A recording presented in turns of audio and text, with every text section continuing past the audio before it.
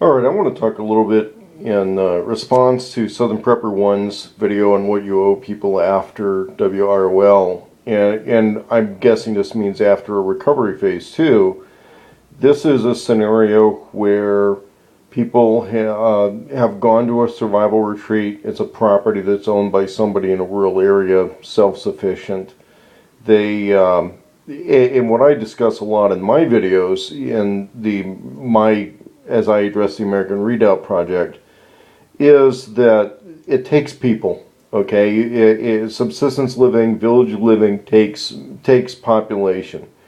And if you decide that your retreat location is going to be something that has to sustain a population, then one, I think it's a smart decision. Two, obviously it means a lot of people are going to be there, and you're already giving up a lot of privacy. But one thing I'm going to say here, I don't think that you should feel obligated to give up the actual ownership of your property in the sense that it goes to somebody else to speculatively turn into a real estate investment.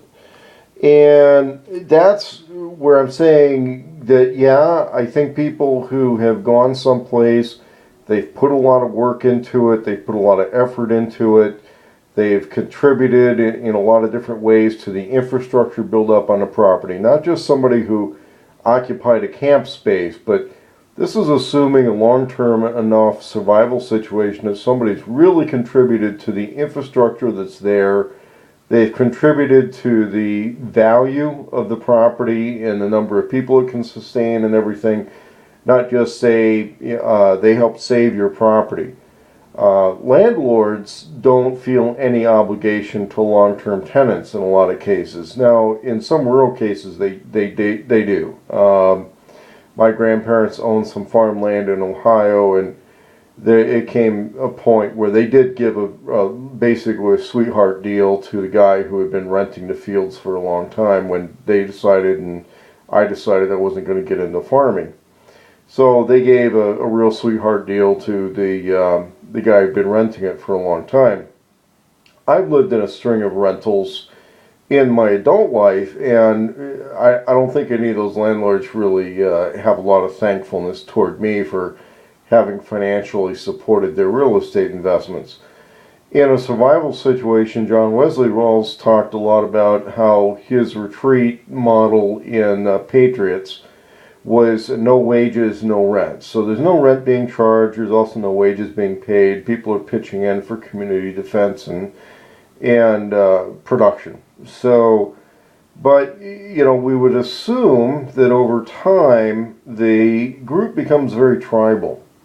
And one of the ways that I would look at the land on that is that it eventually becomes tribal land, but the guy who's in charge, the original owner of the land, may not be the chief of the tribe, but he is kind of chief of the land. And I would say keep the land in a contiguous property. And one of the retreat locations I'm looking at, and one of the things I really want to do with the people involved there, is that as we obtain land within proximity of each other, and preferably land where it's right up against each other, we put it into a trust where the trust is basically kind of a non-profit situation, but we're also looking at the fact that you get a lot more privacy on that if you use a foreign trust. So there's different ways that gets treated.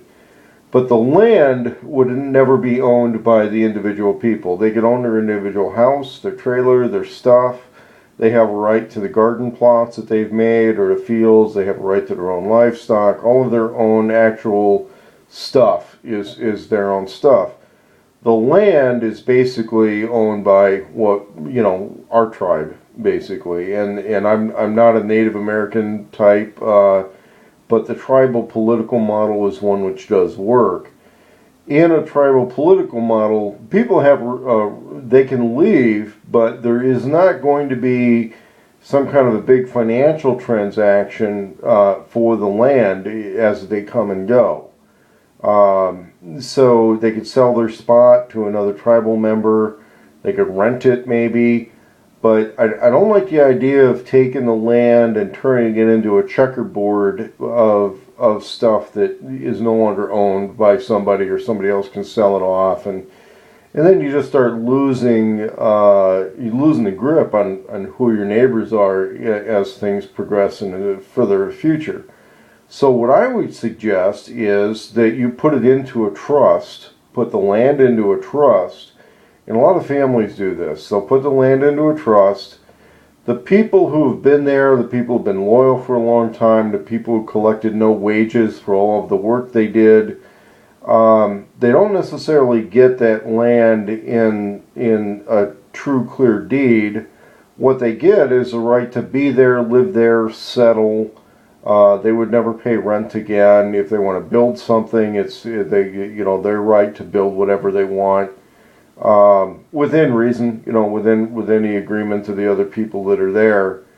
But basically, it would be a right of return, and I think that's a little bit more appropriate than actual transfer, doing a property division and then a transfer of title, and then it gives them the ability to sell that, or maybe they would lose it in a lawsuit. They could lose that in legal action, and then you have absolutely no control over who bought that land at auction.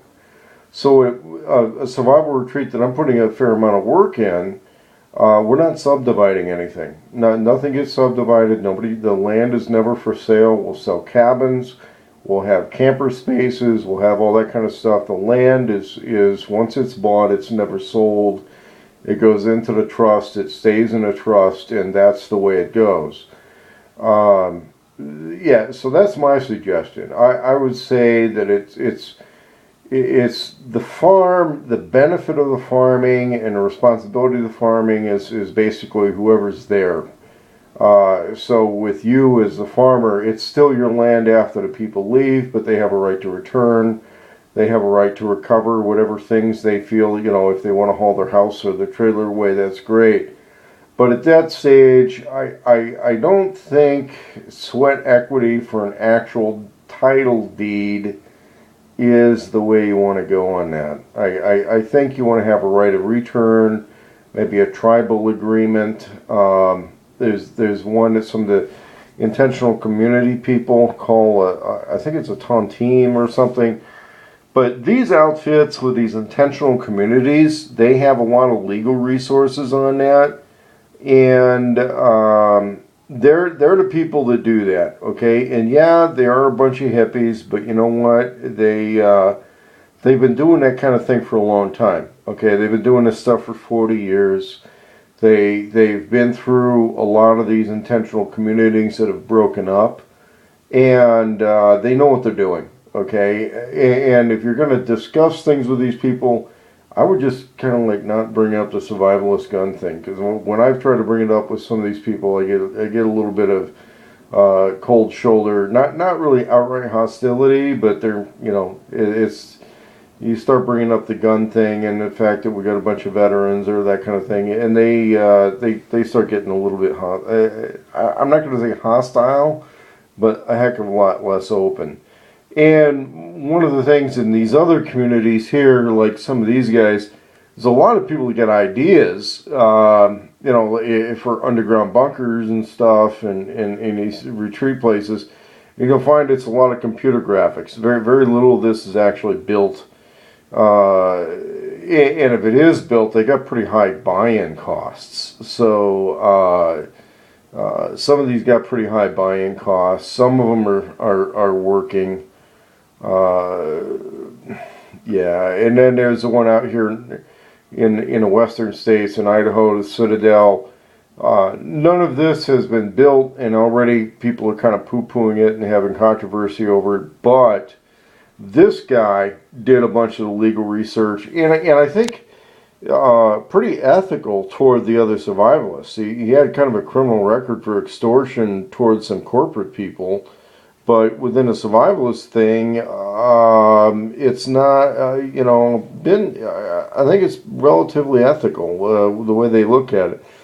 There is not a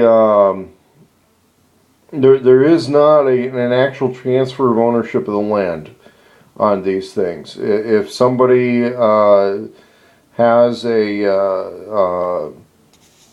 yeah, there is no transfer of the ownership of the land. It's basically a long-term lease. It's kind of like a condo agreement.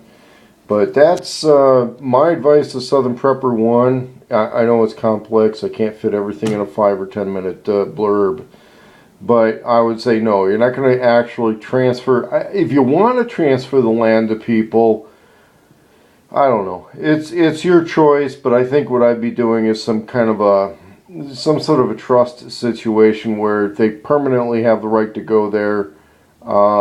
They permanently have a right to have a home there, but it's not an actual real estate transfer situation.